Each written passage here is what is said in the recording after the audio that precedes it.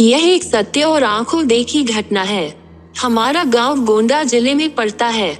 यह उस समय की बात है जब गांव में 18-19 साल की उम्र में सब लड़कों की शादी हो जाती थी। उनमें से एक मेरा मित्र रमाकांत भी है। उसकी शादी 3 साल पहले हो चुकी थी और अब उसका गौना भी आ गया था। उसकी बीवी बहुत निडर थी। इसको मैं निडर इसलिए बता रहा हूँ कि उसकी निडरता एक दिन बहुत भारी पड़ गई थी। 3-4 साल पहले तक गांव की अधिकतर औरतें सुबह सुबह उठकर लोटा लेकर नित्य क्रिया के लिए कोई खेत में तो कोई खुले मैदान में जाती थी। वो भी जब गांव के पुरुष लोग सो रहे हो तब जाती थी। कुछ दिन बीत गया तो अब रमाकांत को एक सुंदर सी बेटी हुई। बेटी अभी 8 महीने की थी।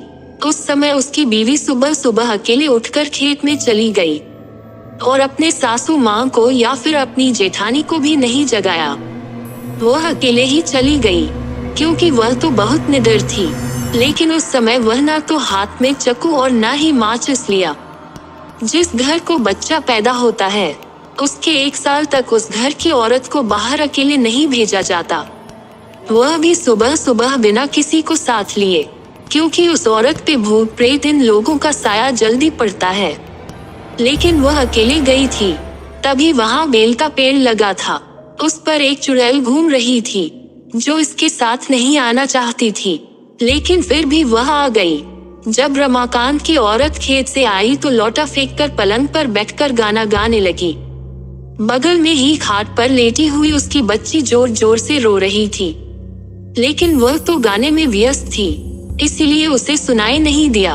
इतना देखकर रमाकांत चिल्लाने लगा कि बेटी को उठाओ, क्या तुम्हें सुनाई नहीं दे रहा है कि वह रो रही है?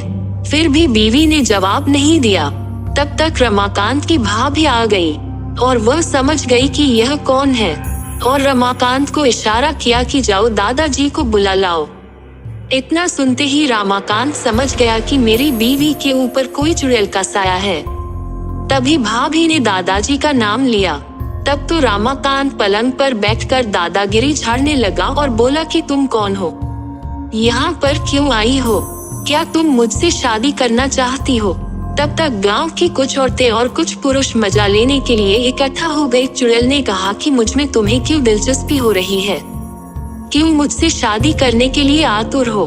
तो रमाकांत झट से बोला कि मैं कुछ काम धंधा तो करता नहीं, लेकिन अगर तुम साथ रहोगी तो धन दौलत लाती रहोगी।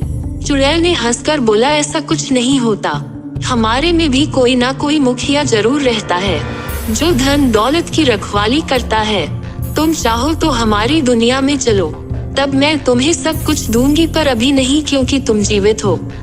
रमाकांत समझ गया कि अब मेरे हाथ कुछ नहीं आने वाला है, तो उसने बोला कि ब्राह्मण परिवार में आते हुए तुम्हें डर नहीं लगा? और नीचे बैठे हुए सब लोग मजे लेते हंस रहे थे। तब तक दादाजी भी आ गए और बोला कि यहाँ से सब लोग हट जाओ और अपने अपने घर जाओ। इतने में रमाकांत की बीवी भी पलंग से नीचे उतरकर सिर पर पल्लू डाल दिया और चुड़ैल भी चली गई। तब रमाकांत मन ही मन बड़बड़ाने लगा कि इनको भी अभी आना था, अगर थोड़ी देर बाद आते तो क्या पता मैं भी माला माल हो जाता। बेचारा रमाकांत बहुत दुखी हो गया। दोस्तों, आज का यह कहानी आपको कैसी लगी हमें कमेंट करके बताएं।